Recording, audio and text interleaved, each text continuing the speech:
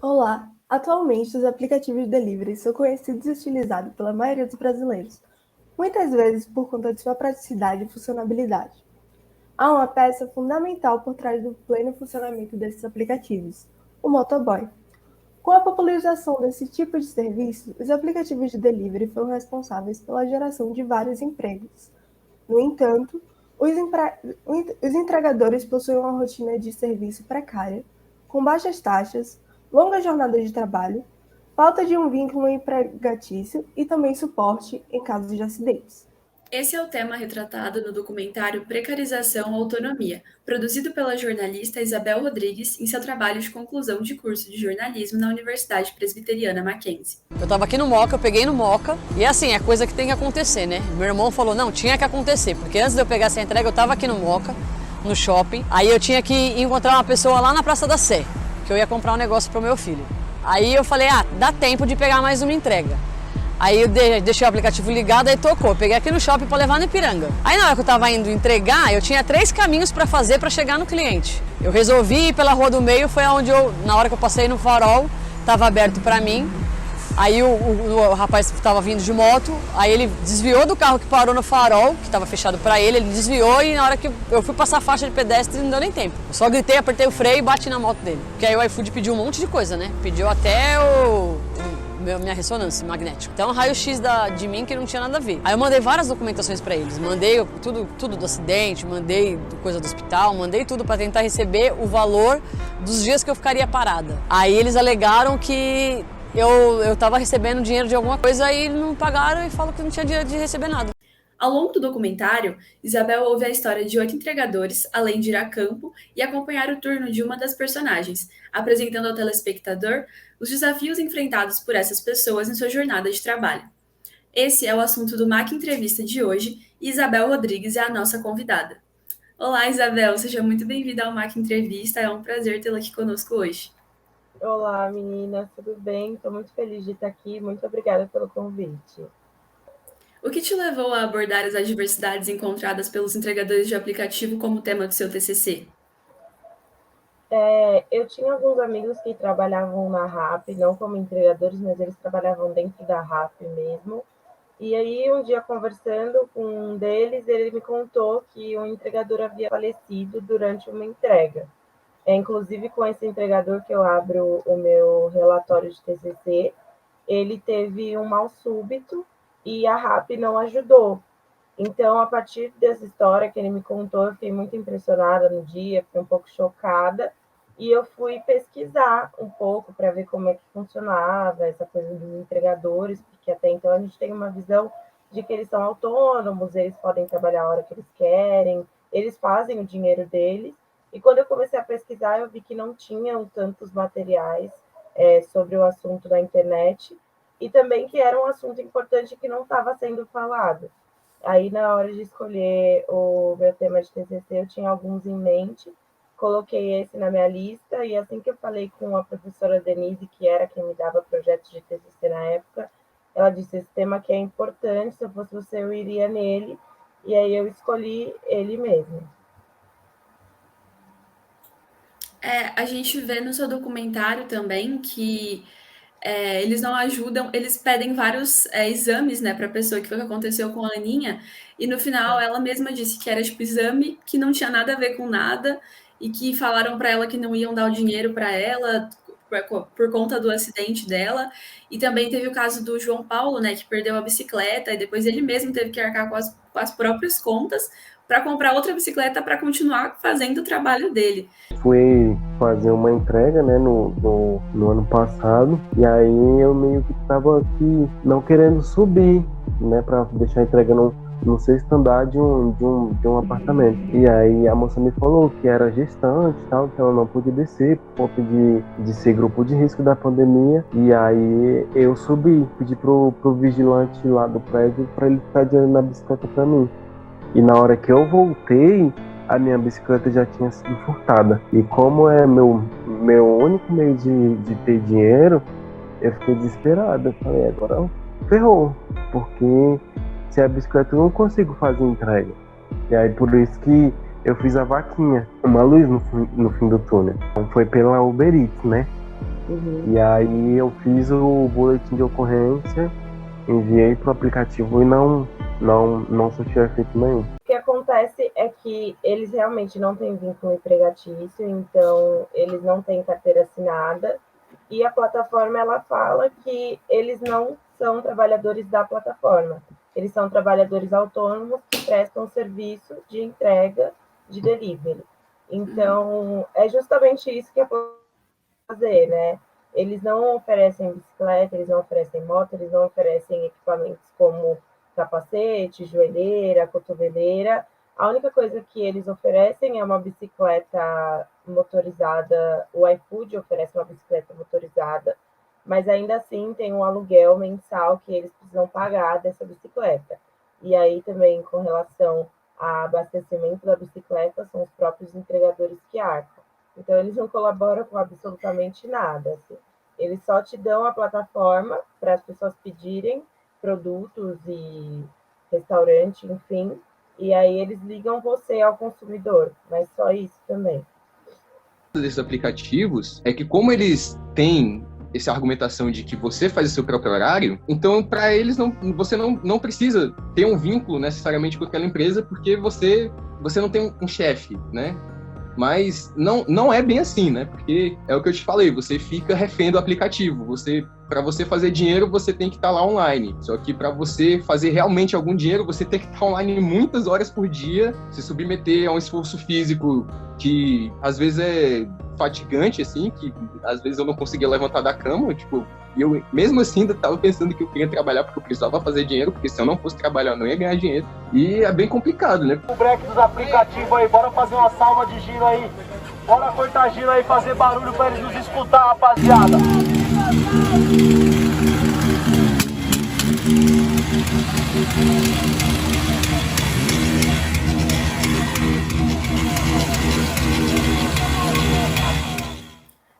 Segundo o Skank, em uma parte do seu documentário, ele diz que a grande sacada dos aplicativos é dizer isso, né? Que você faz o seu próprio horário de trabalho para não melhorar as suas condições, para não te dar um vínculo empregatício.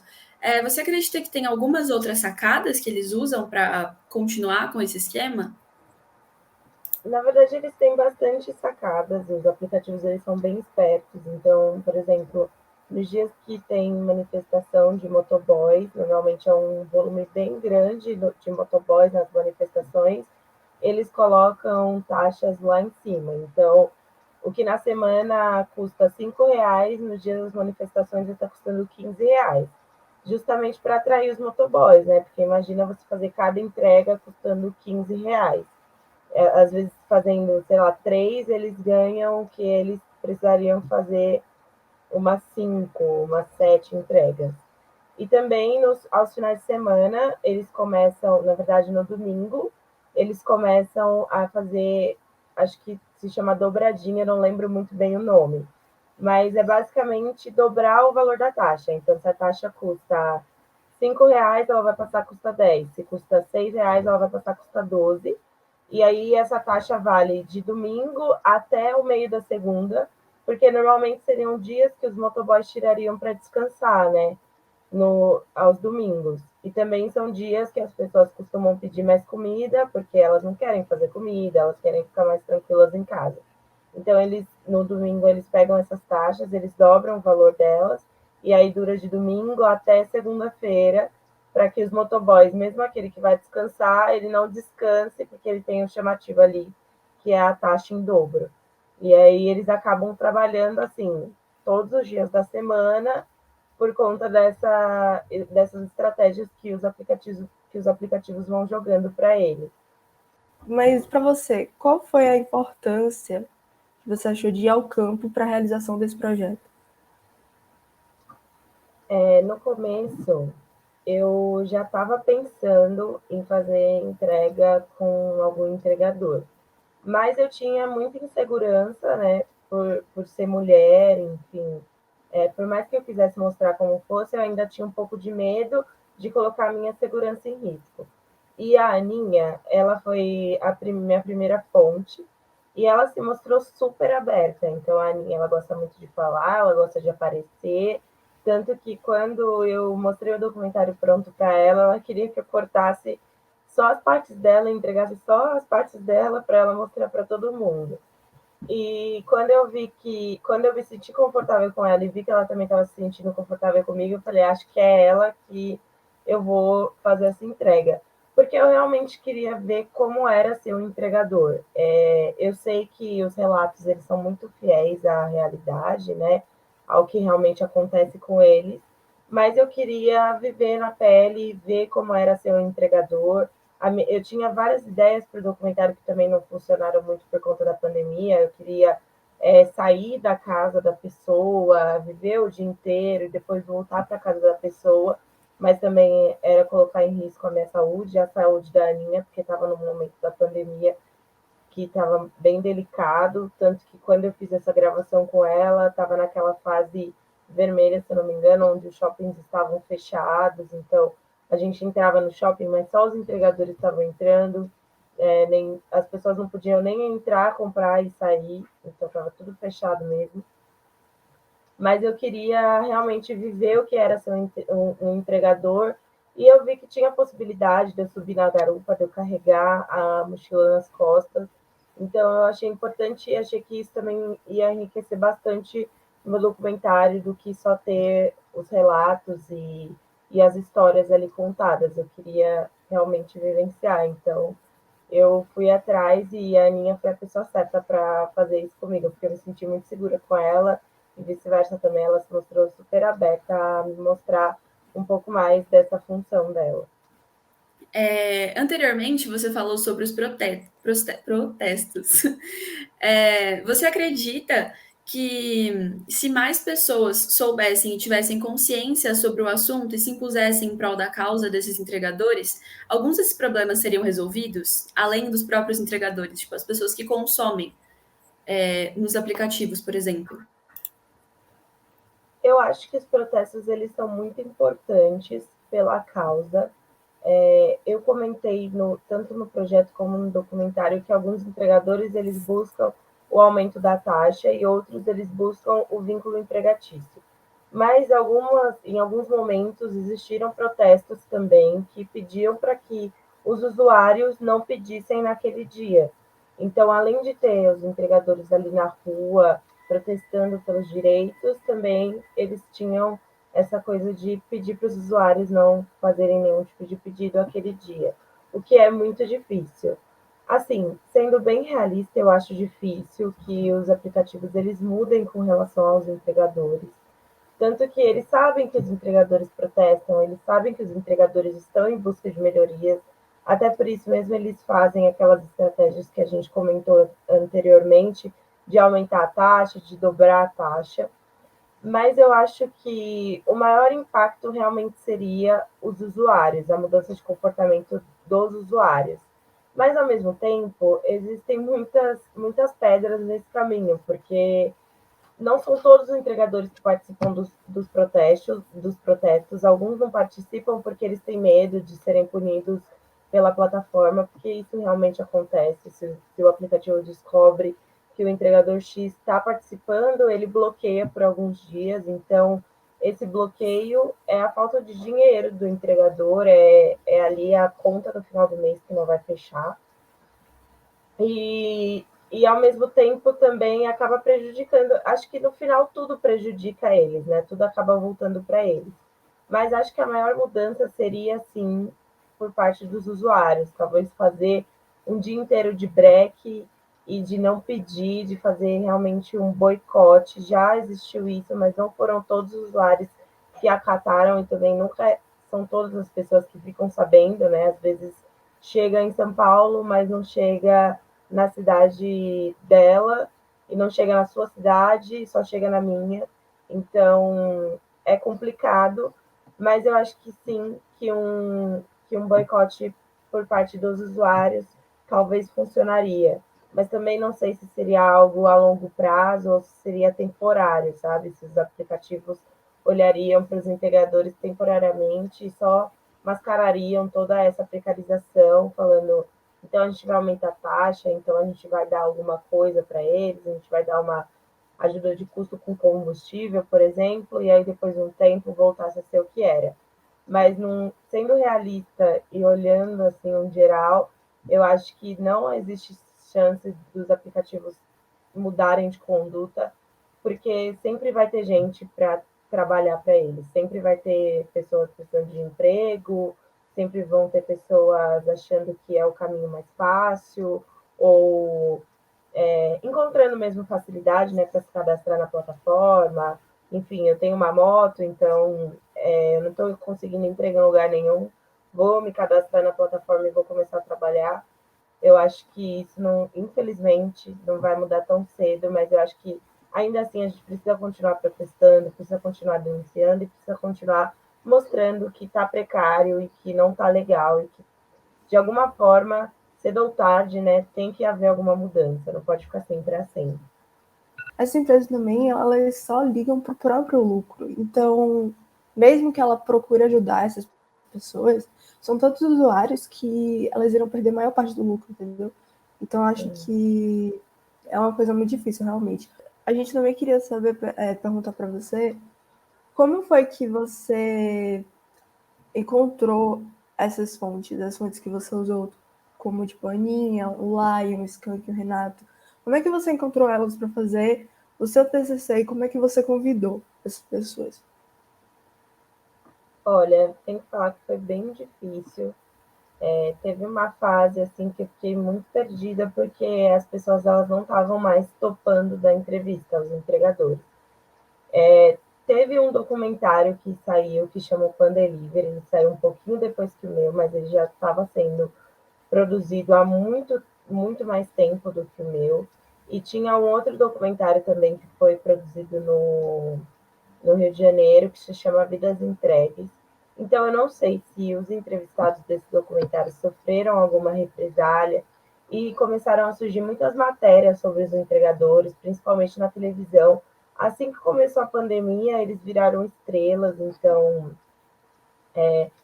eu acho que alguns sofreram algumas represálias por estarem aparecendo ali, estarem falando que não estava bom, que não estava legal.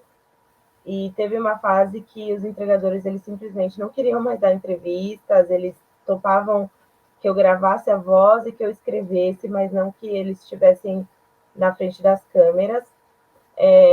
Eu já tinha ido a um protesto antes de começar a gravar de fato, né? Porque eu queria conhecer ali o meio e ver como eles eram.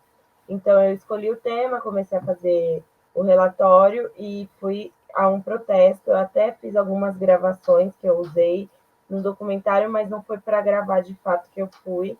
Então, lá nesse protesto, eu conversei com algumas pessoas e na hora, na empolgação, eles falaram, não, eu topo da entrevista, eu ainda não tinha começado as gravações, eu ia começar dali uns 2 meses, acho que pela empolgação do protesto, de estar todo mundo ali.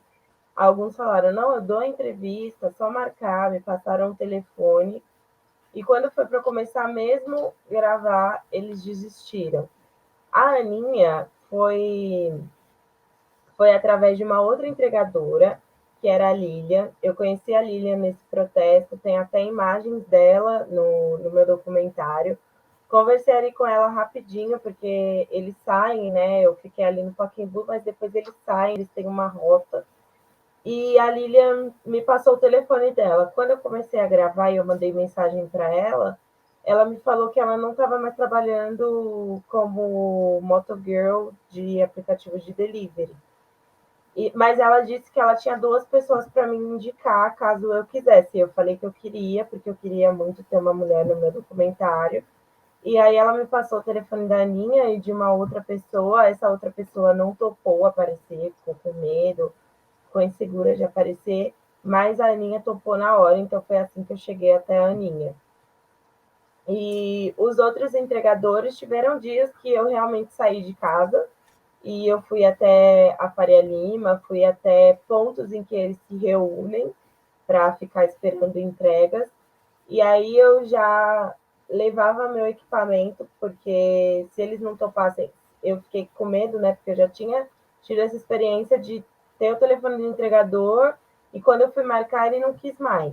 Então, eu já levava o meu tripé, eu estava gravando com o meu celular mesmo, as imagens, eu já levava o meu tripé, já levava meu celular, levava a lapela, e chegava, já conversava, levava os termos também de autorização, e aí eu ia conversando, eles eram vários, então eu parti do princípio de que todo mundo tem história para contar, né?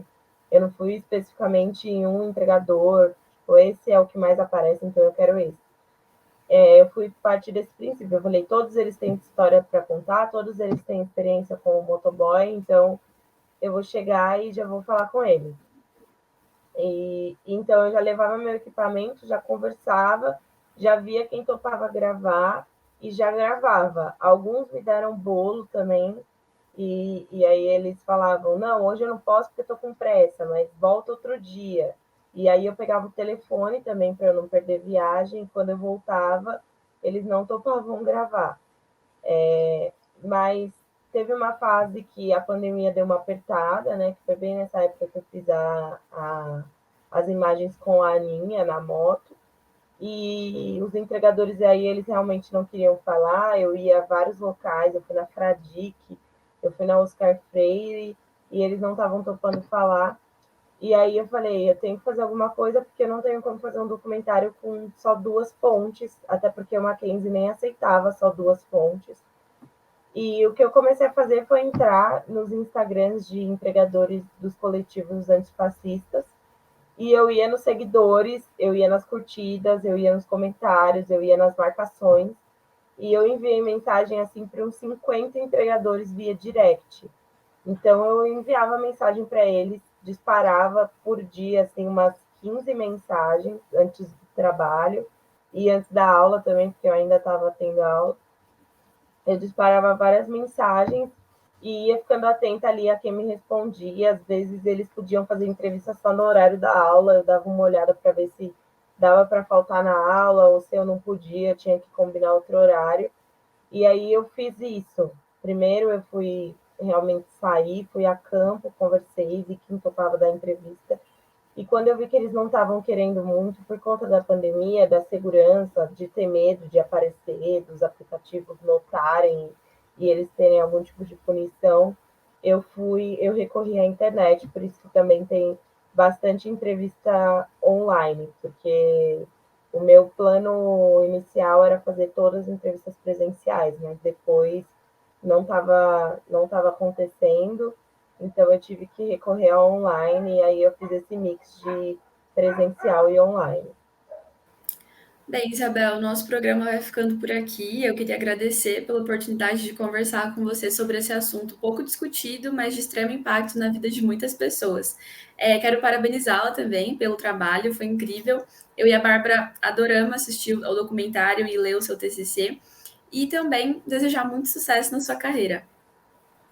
Muito obrigada, gente. Fico muito feliz de vocês terem escolhido meu trabalho dentre tantos trabalhos incríveis, né, que o Mackenzie tem. Esse trabalho realmente foi muito importante para mim, e o tema também eu acho de extrema importância, então fiquei muito feliz de ter sido escolhida. Foi um prazer estar aqui com vocês. Obrigada. Muito obrigada, então, Isabel, mais uma vez, por ter aceitado fazer parte da nossa entrevista. Muito obrigada pela sua paciência também ao responder as perguntas. Muito sucesso na sua carreira, eu espero que tudo dê certo no seu futuro. Muito obrigada. Todo sucesso do mundo para vocês também. O Marca Entrevista então fica por aqui. Muito obrigado por você que nos acompanhou até agora.